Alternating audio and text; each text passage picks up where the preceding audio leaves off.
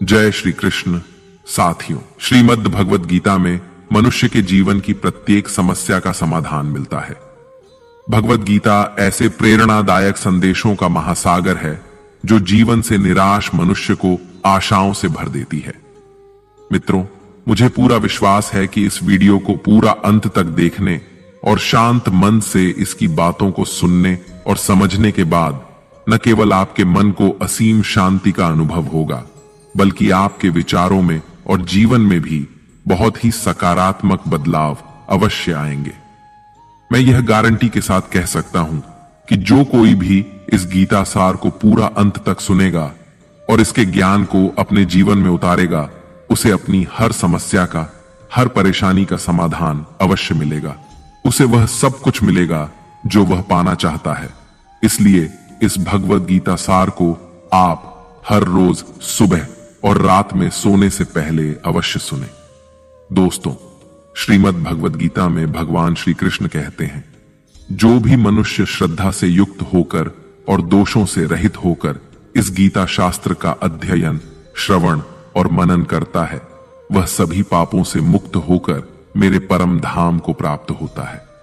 साथियों, इसीलिए कहा भी जाता है कि जिस घर में भी श्रीमद् भगवद गीता का पाठ हर रोज पढ़ा और सुना जाता है, उस घर में कभी कोई संकट या परेशानी नहीं आती। भगवान श्री कृष्ण की कृपा और आशीर्वाद हमेशा उस घर पर बना रहता है और जीवन सुख, संपत्ति, धन, वैभव और आनंद से परिपूर्ण हो जाता है। मित्रों, कुरुक्षेत्र की युद्ध भूमि में हुए महाभारत के भीषण युद्ध के प्रारंभ में ही अर्जुन युद्ध भूमि में अपने चारों तरफ युद्ध की इच्छा से आए हुए अपने परिजनों, भाई बंधुओं और गुरुजनों को देखकर घबरा जाता है, निराश और हताश हो जाता है और बहुत ही दुखी होकर वह श्री कृष्ण के समक्ष अपने दुख और दुविधा को प्रकट करता है। अर्जुन कहता है, हे केशव, मैं कैसे यह युद्ध कर सकता हूं? इस युद्ध भूमि में युद्ध के लिए एकत्रित हुए ये सब तो मेरे अपने ही हैं। मैं कैसे पितामह भीष्म और गुरु द्रोणाचार्य से युद्ध करूंगा, क्योंकि ये दोनों तो मेरे पूजनीय गुरुदेव हैं। इसलिए इन गुरुजनों को मारने से तो अच्छा है मैं भिक्षा मांगकर जीवन यापन करूं। हे मधुसूदन, जिन कौरवों से मैं युद्ध करने जा रहा हूं, वे सब धृतराष्ट्र के पुत्र मेरे भाई ही तो हैं, मेरे अपने ही हैं।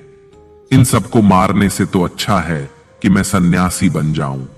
अगर यह युद्ध हुआ तो करोड़ों लोग मारे जाएंगे। जो सैनिक और योद्धा इस युद्ध में मारे जाएंगे, उनकी स्त्रियों का क्या होगा? नहीं कृष्ण, मैं यह युद्ध नहीं कर सकता। अपने ही कुल का विनाश करके मैं कैसे सुखी हो सकता हूं? हे कृष्ण, मुझे कुछ समझ नहीं आ रहा है। मेरी बुद्धि भ्रमित हो रही है, मेरा सर फटा जा रहा है, मेरे पैर कांप रहे हैं, मेरी त्वचा जल रही है, मेरा गांडीव धनुष मेरे इन हाथों से छूट रहा है। हे कृष्ण, मेरा मार्गदर्शन करो, मुझे ज्ञान दो, मुझे बताओ कि मैं क्या करूं। अर्जुन की इस दयनीय अवस्था को देखकर भगवान श्री कृष्ण ने श्रीमद् भगवद गीता का वो दिव्य और अलौकिक ज्ञान अर्जुन को दिया, जो न केवल अर्जुन के लिए बल्कि हजारों वर्षों से संपूर्ण मानव जाति के लिए और आज के आधुनिक युग में भी प्रत्येक मनुष्य के लिए मार्गदर्शक बना हुआ है। श्रीमद् भगवद गीता एकमात्र ऐसा ग्रंथ है जो मनुष्य को जीने का सही तरीका बताती है।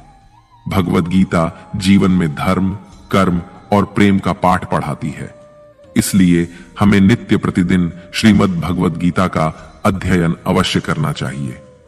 अर्जुन की दुविधा और संशय को देखकर भगवान श्री कृष्ण ने अर्जुन से कहा, हे अर्जुन, तू बड़ी बड़ी ज्ञानियों सी बातें करता है, लेकिन जो सच में ज्ञानी होता है वह इस तरह दुख और शोक नहीं करता है।